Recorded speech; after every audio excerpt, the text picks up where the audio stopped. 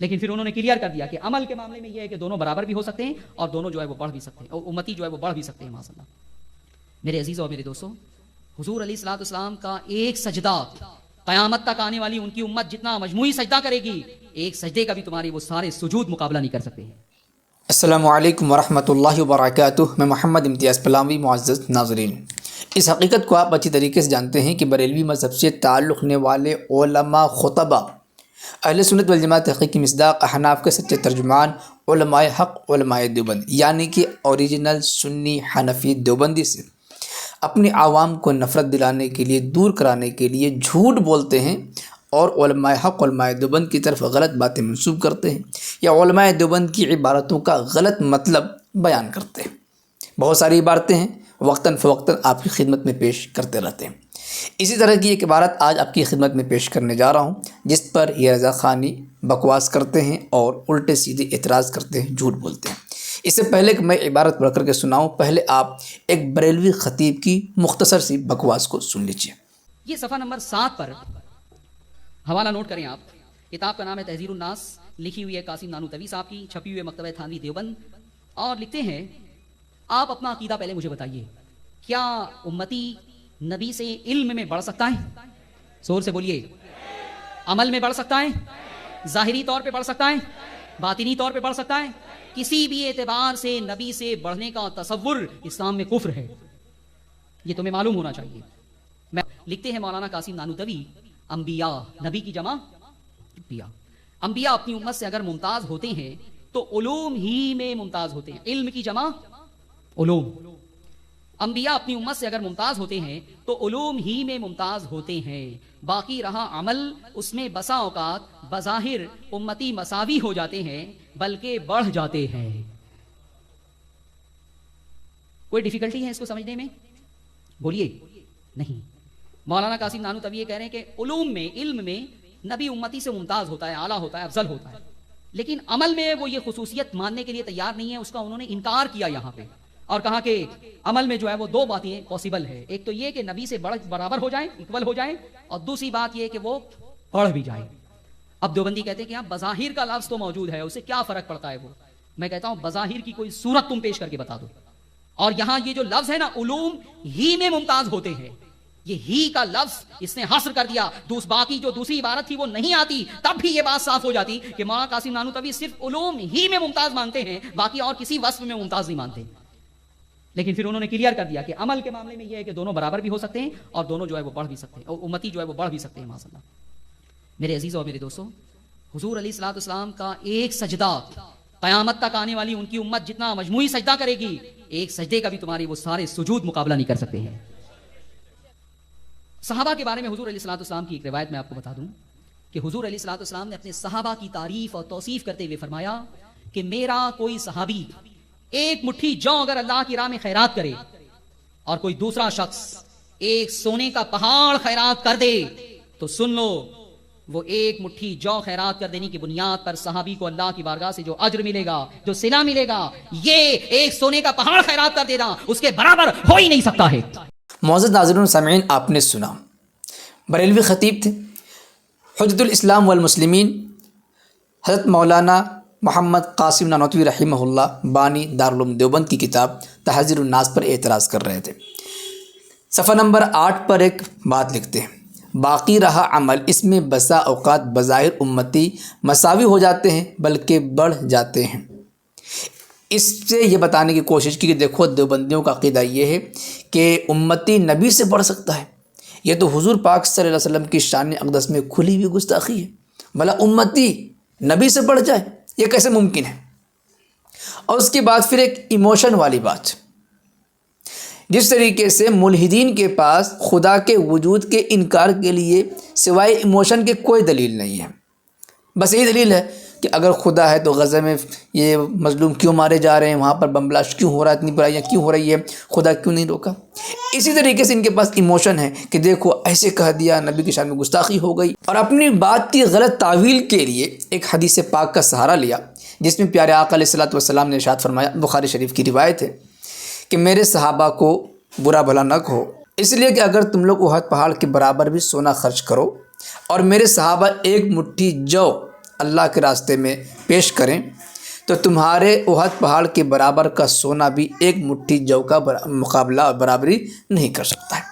تو دیکھو صحابہ کرام کے بارے میں یہ ہے کہ ان کا ایک مٹھی کا جو اتنا بھاری ہے کہ پوری امت کے پہاڑ کے برابر سونا بھی کافی نہیں ہو سکتا، برابری نہیں کر سکتا، اور یہ دیوبندی کہہ رہے ہیں کہ امتی نبی سے بڑھ سکتا ہے۔ اس طرح کی باتیں کر کے عوام کو، بھولی بھالی عوام کو بیوقوف بنانے کی باتیں کر رہے ہیں۔ اب ہم آپ کو بتاتے ہیں کہ حقیقت کیا ہے، کس اعتبار سے بڑھنے کی بات کہی گئی ہے۔ اس میں دیکھیں لفظ بظاہر، یعنی کہ بڑھنے کا تعلق صرف بظاہر سے ہے، دیکھنے کے اعتبار سے بڑھا ہوا ہے، حقیقت میں بڑھ نہیں سکتا۔ کیا مطلب ہے؟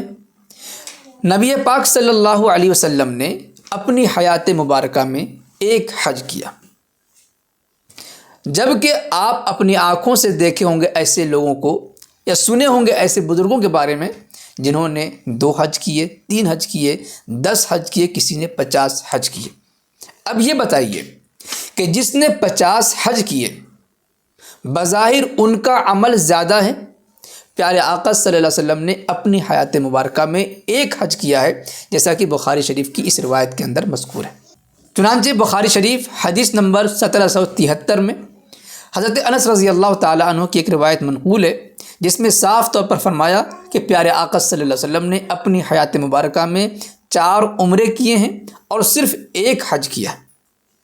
اب ہمارے پاس کتاب ہے حیات اعلیٰ حضرت، بریلوی مذہب کے اعلیٰ حضرت کی سوانح پر، ان کے حالات پر لکھی گئی کتاب ہے۔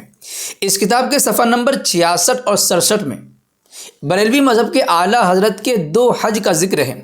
چنانچہ دیکھیے صفحہ نمبر 66 میں حج و زیارت اول اور حج و زیارت دوم، 2 مرتبہ حج کرنے کا ذکر ملتا ہے بریلوی مذہب کے اعلیٰ حضرت کا۔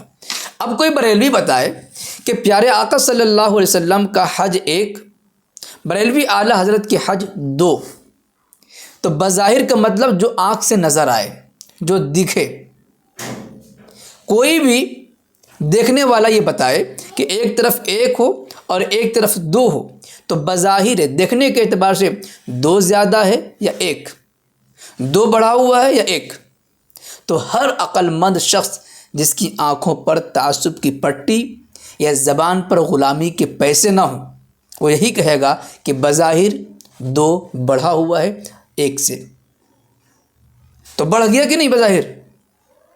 تو کیا مطلب؟ بریلوی مذہب کے اعلیٰ حضرت کے بارے میں کہہ سکتے ہیں کہ جس نے بھی یہ لکھا ہے کہ حضور نے 1 حج کیا اور اعلیٰ حضرت نے 2 حج کیے، جو اعلیٰ حضرت کے 2 حج کو مانے وہ کافر ہو جائے گا؟ لیکن ساتھ میں سنو، یہ بظاہر بڑھنا ہوا، دیکھنے کے اعتبار سے بڑھنا ہوا۔ حقیقت یہ ہے کہ پیارے آقا صلی اللہ علیہ وسلم نے ایک حج میں جو اپنا وقت صرف کیا ہے، پوری دنیا کے امتی مل کر کے زندگی بھر حج کرنے لگے، ان تمام حج کو ایک طرف کر دیا جائے اور پیارے آقا صلی اللہ علیہ وسلم کے ایک حج کو ایک طرف کر دیا جائے، تو کیفیت کے اعتبار سے، مرتبے کے اعتبار سے، فضیلت کے اعتبار سے، خلوص کے اعتبار سے، رتبے کے اعتبار سے پیارے آقا صلی اللہ علیہ وسلم کا ایک حج امتیوں کے تمام حج پر غالب آ جائے گا۔ ان کا مرتبہ بڑھا ہوا ہے، وہ ہے کیفیت اور یہ ہے کمیت۔ بظاہر کا تعلق کمیت سے ہے، بظاہر کا تعلق گنتی سے ہے۔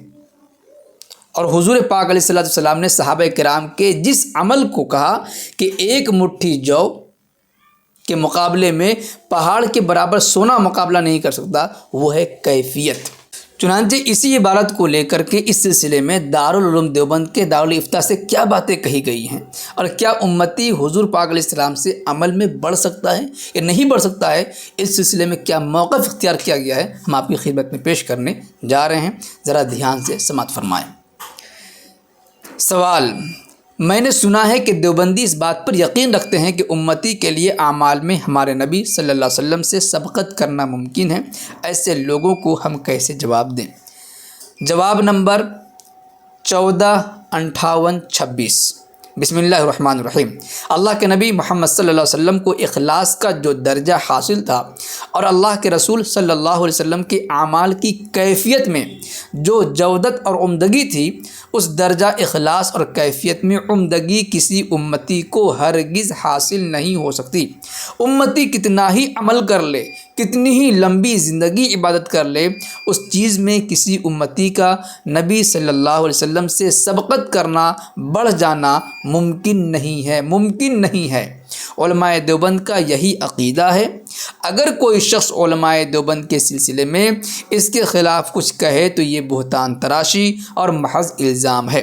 البتہ علماء دیوبند اس کے قائل ہیں، بلکہ علماء دیوبند ہی نہیں بلکہ ہر عقل مند آدمی اس کا قائل ہوگا کہ کمیت یعنی تعداد و مقدار میں، جسے بظاہر کہہ سکتے ہیں، کسی امتی کا نبی صلی اللہ علیہ وسلم سے سبقت یعنی بڑھ جانا ممکن ہے۔ مثلا اللہ کے رسول صلی اللہ علیہ وسلم نے اپنی زندگی میں صرف ایک مرتبہ حج کیا، لیکن کسی امتی کے لیے یہ ممکن ہے، بلکہ ہر کس و ناقص کو یہ مشاہدہ ہے، وہ اپنی آنکھوں سے دیکھتے ہیں کہ بعض لوگ ایک سے زائد مرتبہ، کوئی 2 مرتبہ، کوئی 3 مرتبہ حج کرتا ہے۔ اور ابھی ہم نے آپ کو دکھایا کہ بریلوی مذہب کے اعلیٰ حضرت نے خود 2 حج کیے ہیں، لیکن کسی امتی کا 10 حج اللہ کے رسول صلی اللہ علیہ وسلم کے ایک حج کے برابر مقبولیت میں بڑھ جائے، یہ ممکن نہیں ہے۔ تو معزز ناظرین، آپ نے سنا بات کیا ہے، حقیقت کیا ہے، اور یہ کس طریقے سے الٹی سیدھی تعویل کر کے عوام کو گمراہ کرتے ہیں، بہکاتے ہیں۔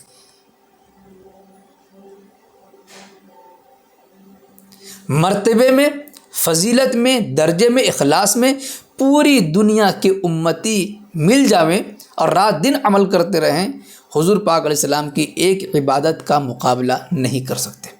یہ ہو گئی کیفیت، یہ ہو گیا مرتبہ، فضیلت، درجہ۔ جیسے کہ احد پہاڑ کے برابر کا سونا صحابہ کرام کی ایک مٹھی کے برابر جو صدقہ کیا جائے برابر نہیں ہو سکتے، لیکن دیکھنے کے اعتبار سے احد پہاڑ کا سونا زیادہ ہے کہ نہیں؟